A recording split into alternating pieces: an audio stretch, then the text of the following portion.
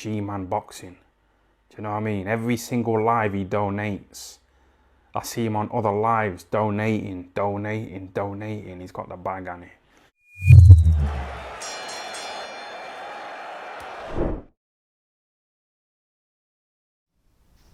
Alright people, midweek report time. So, a lot to talk about in this video. We're going to start with the heavyweights. We'll start with Oleksandr Usyk, Tyson Fury. Now, not them two fighting, but what's going to happen with their next fights, reportedly anyway. So with Fury, it looks like it's going to be either Zhilei Zhang or Andy Ruiz. Personally, for me, I'd rather see him fight Zhilei Zhang. I just think that fight has more of a risk factor. Not a big risk factor, but a bigger risk factor than Ruiz. So I'd like to see Fury versus Zhilei Zhang. With Usyk, it seems a formality. He's going to be fighting Daniel Dubois next. Now, where that fight is going to be staged, Alex Krasuk has actually taken it Instagram, and he's also been speaking about this as well, looking to possibly have it staged in Poland. So he's been having meetings with the crowd who ran the Babet Rozansky fight over the weekend. He's potentially looking at getting this fight to take place in Poland, Usyk versus Dubois this summer. Now, obviously, we want Fury and Usyk to fight one another, but look, if they're going to have if this is going to be the last stepping stone, they have a fight this summer, then in December, November, fine, right? But Dubois versus Usyk in Poland. Now, obviously, Usyk's home country is not far. Well, actually, I think it borders Poland. So this will be as close to a homecoming fight as you're going to get for Oleksandr Usyk. And if ever there was a man who deserves to have a fight on his own terms, he's not going to get it at home, but as close to home as it can be, a homecoming of sorts, it's Oleksandr Usyk. And, you know, he is the bigger name, much the bigger name between Daniel Dubois. Daniel Dubois is a regular champion. That's the title he has. He's coming in as the challenger. Yeah, the mandatory, but still the challenger. Usyk is the man. Usyk is the A-side in this. So if ever there was a guy who deserves to say, no, I'm having things my way this time, I might not be able to have it in my home country, but I'm definitely going to try and get it in a country that's close to it. And obviously Poland borders his home country. So I think that will be a great fight in terms of the atmosphere. In terms of the fight itself, I mean, you know, stranger things have happened, but, you know, that Kevin Lerena fight was such a worry. For me, it could go one of two ways with Dubois. Now, if it wasn't Alexander, I think even if you got Daniel Dubois at his absolute best, he still wouldn't beat Usyk. But for me, that fight could have gone one or two ways in terms of the aftermath. Is that Dubois is just, we know how vulnerable he is, and we know that kind of he's going to capitulate mentally. Or he could take that lesson he had in that fight and say, do you know what? I was in a crisis. I wanted to quit, but I didn't, and I pulled it out of the bag. So it may help him in one way, but in another sense, it maybe won't. And I think if you're an opponent looking at that, you are going to be just chopping at the bit to get a piece of Daniel Dubois. So Dubois versus Usyk looking likely to happen this summer. I really do hope they get it in Poland. I really do. I hope Frank Warren doesn't dig his heels and be difficult and say, no, we want it in the UK. I hope they get this on Usyk's terms, because he deserves it at the end of the day. This is a guy who's gone to everyone's backyard. You know, I read it off because it's so impressive. Poland, right? Fought in Poland, but against Krzysztof Glowacki, a Polish fighter. Fought Michael Hunter in the States. Fought Myris Briedis in Latvia, Latvian fighter fighting him in Latvia. Fought Murat Gassiev in Russia, Russian fighter in Russia. Fought Tony Bellew in the UK, UK fighter in the UK. Likewise Chisora, likewise Anthony Joshua. And, you know, if ever a guy deserves to say, right, look, Poland is not quite my country, but it's as close as, I think he deserves it. I really do. So that's at the upper echelons of the heavyweight division. In terms of the contenders, I think it's fair to say contender at this stage. So Jared Anderson, is reported that on January the 1st, he is going to fight a guy called Zan Kosobutsky.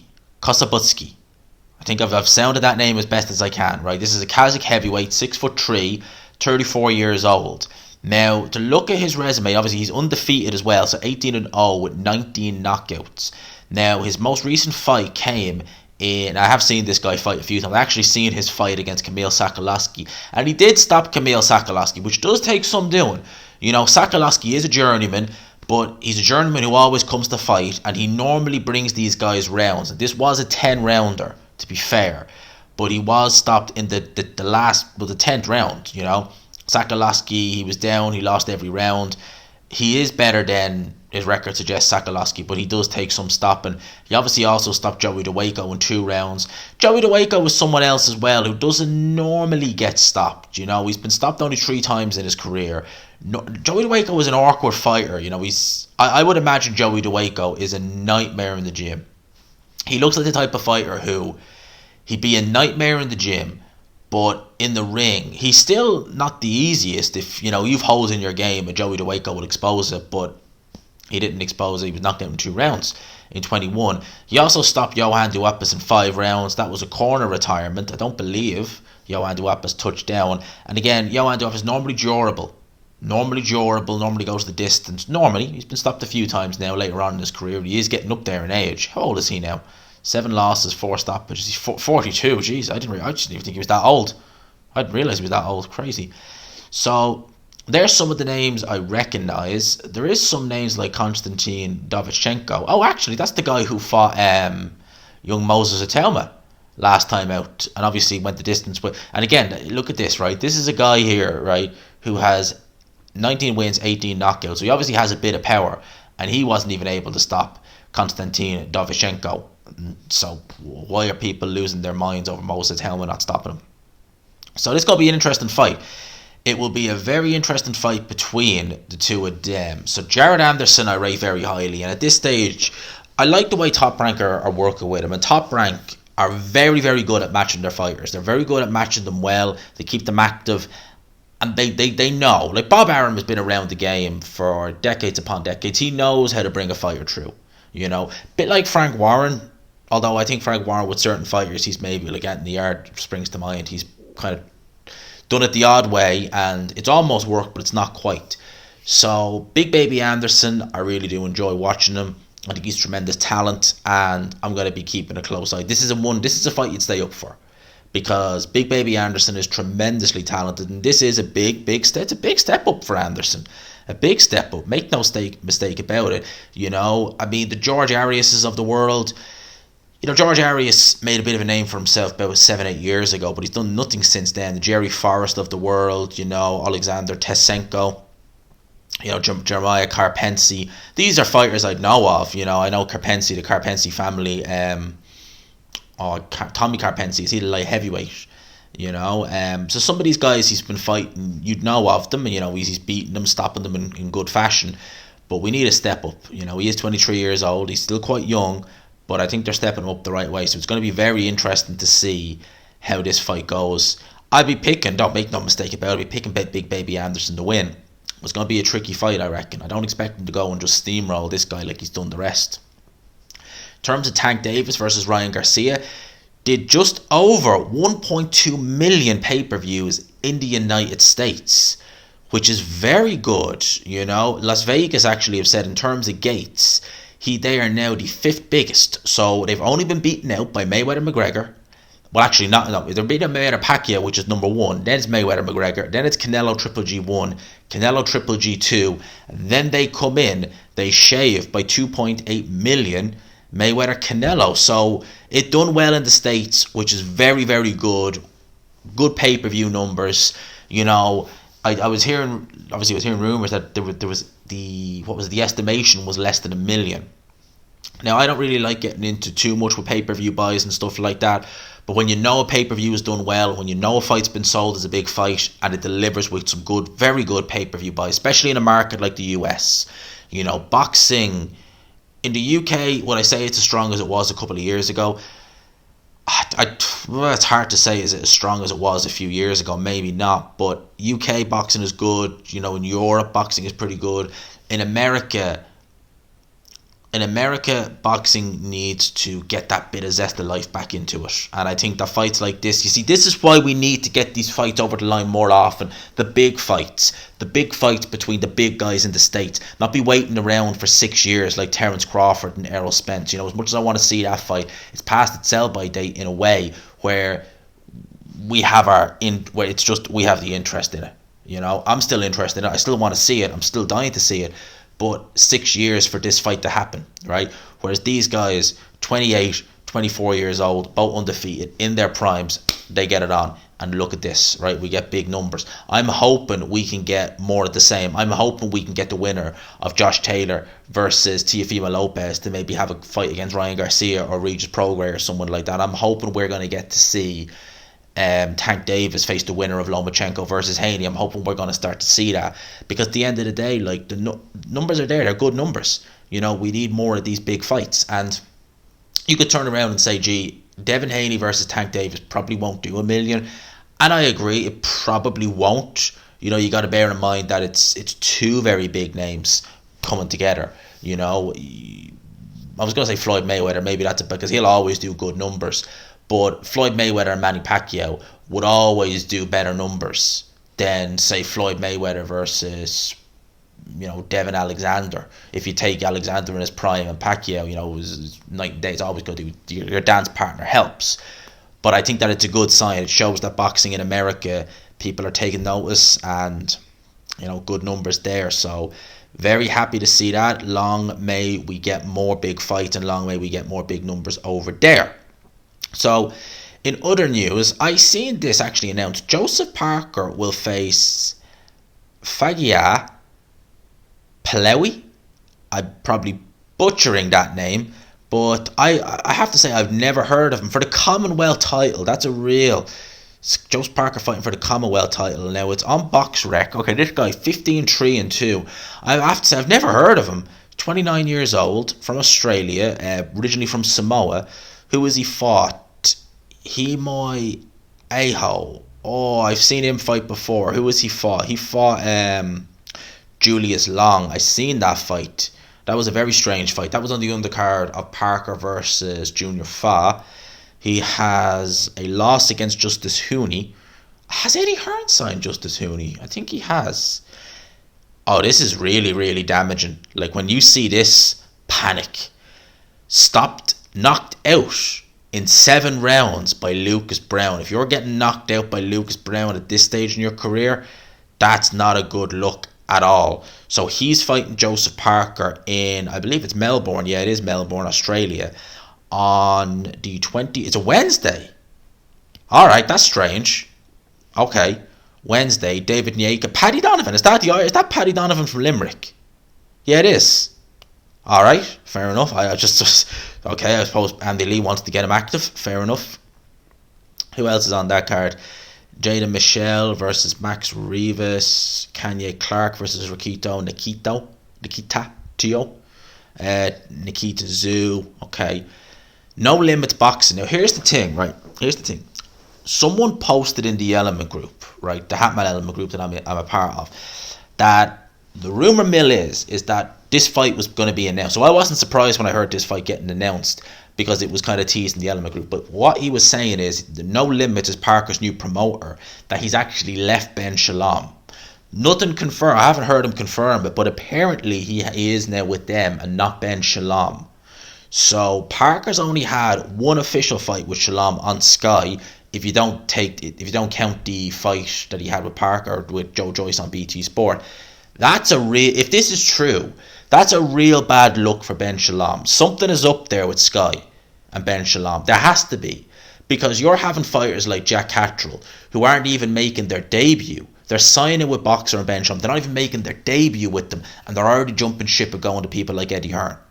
That doesn't look good on the Boxer. How would you describe it? It doesn't look good for Boxer or Sky to that extent, because they're the network, obviously. I was going to say fund them, but they're the network who obviously are working with Boxer. So it's not looking good, the fact that there are boxers signing with Boxer, great name for a promotional company, and that are having one fight and going, reportedly going anyway, or not even making their debut and jumping elsewhere. It's not a good look. So I do wonder what's going on there. And, you know, I do, like, Ben Shalom, like, this was a guy who put on a couple of small hall shows and a prize fighter type tournaments, and he lands this big deal on Sky. I mean, that to me is a head scratcher. You know, you look at Eddie Hearn. You know, Barry Hearn was in charge of Matchroom. Eddie Hearn just took over the reins. So it's not like you're scratching your head wondering, how the hell did Matchroom get that deal? They were already putting shows on. Barry Hearn went back onto Sky, I think in 2006, 2007, 8, thereabouts. So it was already kind of, the wheels were set in motion. Whereas this was kind of like Eddie Hearn left Boxer, or Eddie Hearn left Sky, the end of 2021. I think it was June 21. What's his name? The Newcastle fighter. Lewis Ritson was the last show we put on Sky. We didn't know who was going to take over at Sky. Some speculated it might be Mick Hennessy, might be El Chapahan's defunct now promotional crowd. And then Ben Shalom was mentioned by Frank Warren, and I think most people in the boxing kind of fraternity were like, who the hell is Ben? I was like, who the hell is Ben Shalom? So he just came out of nowhere. This is really, for me, it's just a strange one. Like, okay. In terms of some of the other news that's out there, obviously we got the announcement during the week that Chris Eubank Jr. is going to rematch Liam Smith. It's going to happen on June the 17th. Obviously it's going to be on pay-per-view, Sky Sports box office in the UK. It's going to be in Manchester, which is the exact same place where Liam Smith, it's actually the same place where George Groves, funny enough, beat Chris Eubank Jr. So a very, very bad stomping ground for Chris Eubank Jr. Will he be able to right the wrong this time around? I'll also touch on them in a sec because I have IBN International Boxing News' page open there. They're very good for getting, more so UK to be honest with you, but they're very good for getting boxing news and fights that are going to be coming out. So big up to IBN International Boxing News. So with Eubank versus Smith, obviously there was talk of him going down to Conor Benn Road. Obviously, we know what the situation is with Conor Benn, the British Box Board of Control and UCAD, and that fight never materialised. We're back having this fight again. Eubank, can he win this rematch? I think he can. Will I be picking him? Not necessarily, because Eubank needs to make the right adjustments from a defensive point of view. He makes a lot of mistakes in there. Is it enough to go through one camp to make those adjustments? Therein is the question. I don't know. I don't know if Eubank has the discipline to be able to do that, because Eubank has seemingly been unwilling in the past to listen to a trainer. With Roy Jones, he does listen to him more. I think it's the fact, for me, it's a weird one, right? When he signed with Roy Jones, started working with Roy Jones, I was like, well, it's good in the sense that he's listening to a trainer for once, because he obviously looks at what Roy Jones has done as a fighter and thinks, I want this guy training me. But it's not always the case. You know, example, the best footballers don't make the best managers. Frank Lampard is a disaster, right? But, you know, you look at Mikel Arteta, Pep Guardiola, they weren't the cream of the crop, you know? Mikel Arteta was a good player, played for Arsenal, but he's a great manager, you know? Whereas you look at Frank Lampard was better than Mikel Arteta, but not, look at him, he's garbage. He's only won, one of his last, 13 or so games? Something like that, garbage. You know, and you look at some of the best fighters. Look at Lennox Lewis, one of the best fighters of all time. He could not train. He would not be a great trainer. You know, I think he even tried doing training. It's just no. So Roy Jones as a trainer, I'm still I see certain good things that he does with Eubank, but then I see a lot of mistakes he makes. So look, let's wait and see how this goes. We'll talk more about it the closer we get to it. In terms of July, I mean, this fight was teased for June. I'm surprised that we haven't gotten an announcement on it yet, but George Kambosos, Maxie Hughes, Las Vegas, July 29th. The date I was hearing was actually the 3rd of June. Now, obviously, 3rd of June is coming up. We've heard no announcements yet. But that was the date I was hearing. So, let's see. It's a good fight. Maxie Hughes against Kambosos. I think that's a Maxie Hughes has improved massively, and that's a big fight for him. So let's see how that goes. All right. In terms of some of the fights that have been announced, one of the fights on the undercard, that's a really good fight. I like this fight. For the undercard of Eubank Jr. versus Liam Smith is Zach Chelli versus Mark Heffron. Right now, Zach Chelli was meant to fight Lerone Richards, who I believe actually, I want to just check this actually, is Lerone Richards fighting this weekend on a show in the York Hall that's not televised? You know, no, I could have sworn I seen that reports. You know, Lerone Richards meant to fight Zach Chelli. I forget what card it was on, but he pulled out. This is a guy, right, who was promoted by Eddie Hearn, who was being, and look, you could say, gee, you're simping for Eddie Hearn. No, I'm saying that this is as simple as of a fighter making a stupid move when he's not a big name, and now he's the worse off for it. This was a guy who was being featured on co-main events for fights like Parker Chisora 2, you know, fighting guys like Carlos Gongora. This is a guy who doesn't have a particularly, you know, massive fan base, not a particularly fan-friendly style. He decides what boxer are going to make me a star. And what, he's not fought since then? And now there was talk he was going to be fighting this weekend in the York Hall on a non-televised show. And you're saying, gee, you're simping for Eddie Hearn. I'm saying that's a stupid move if ever I saw one. a promoter who's actually doing a bit of work for you, to go and leave him to just do nothing. Literally, you've done nothing in the last year. So, very poor move. In terms of this fight, I like it. Zach Chelly's been improving a lot lately. You know, we got a good win over Sims Jr. there last time around. Mark Heffron's been improving massively as well. Massively improved. You know, I remember Mark Heffron when he fought Denzel Bentley. He looked poor. He was stopped by Denzel Bentley on a swollen eye, I believe it was, a couple of years ago. So he's improved a lot since then. Him against Zach Chelly. I'd favour Zach Chelly slightly, but I wouldn't. It's a tough fight. It's a very, very tough fight. In terms of a matchroom card that's been announced, the OVO on June 10th. Now, I was hearing rumours it was going to be Josh Warrington headlining the OVO. It's going to be Sonny Edwards instead. Alright, he is defending his world title against Adrianis Campos. So, right, we'll have a look-see at that. Obviously, it's going to have a couple of title fights on the undercard as well. You got the Romford Bull, Johnny Fisher. He's going to be making his debut. Or not, I was going to say he's making his debut. He's returning. I was seeing Shannon Ryan is making a matchroom debut. Okay. Rabesi Ramirez has been added. Now here we go, lads. They are making this card good. July 25th. When is this? When's July 25th? Because this is the day. Oh, for fuck. Oh, I didn't swear there. It's Tuesday. I don't like the way they put these cards in Japan on during the week, but it's on Tuesday, July 25th. And Rabesi Ramirez is going to make a title defense, his first defense of WBO featherweight title against Sushi Shwimi. Sorry, people who get triggered. That's on the undercard of Fulton versus Inoue, which is I can't wait for that fight. It's going to be brilliant. Brilliant. So a good undercard fight as well, because I like Rabesi Ramirez. Anthony Yard is reportedly ready to return following on from his 8-round TKO loss to Artur Beterbiev. He's revealed that Frank Warren has spoken to Joe Smith Jr. about a potential clash, which is a very interesting fight. It's a very mouth-watering fight. Anthony Yard versus Joe Smith Jr. Joe Smith's not fought in over a year, well, nearly a year now actually, since he fought Artur Beterbiev and he got knocked out in 2 rounds. Yard did a much better job, it's fair to say, than Joe Smith Jr. How will he have reacted following on from that 2nd round stoppage? It was a bad loss for both guys. So both of Beterbiev's victims, both coming off a loss to Beterbiev, it would be in many ways a loser leaves town type of fight. In many ways, if you think about it, because, you know, both guys coming off the back of losses, coming off the back of a loss to Beterbiev in a world title fight. The winner can maybe try and make one last charge. The loser, I mean, it really is, where do you go from here? You know, I would look, Joe Smith Jr. is still dangerous.